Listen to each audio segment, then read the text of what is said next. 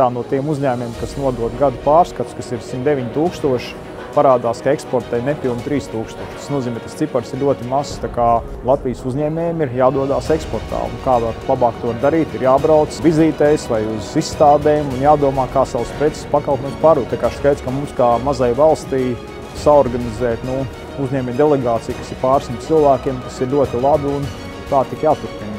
IT nozara neapšaubām ir ļoti svarīga nozara, un Vācija ir viens no mūsu tādiem lieliem tirgiem, un arī šajā vizītē piedalās pietiekami liels skaits IT uzņēmumu, gan tādi, kuriem jau ir esoša sadarbība, esoša klienta Vācijā, gan arī tādi uzņēmumi, kur vēl tikai meklē iespējas savus risinājumus, savus pakalpojumus piedāvāt Vācijas tirgumu. No mūsu perspektīvas tā ir lieliski iespēja iepazīties tieši ar Vācijas fintečiem.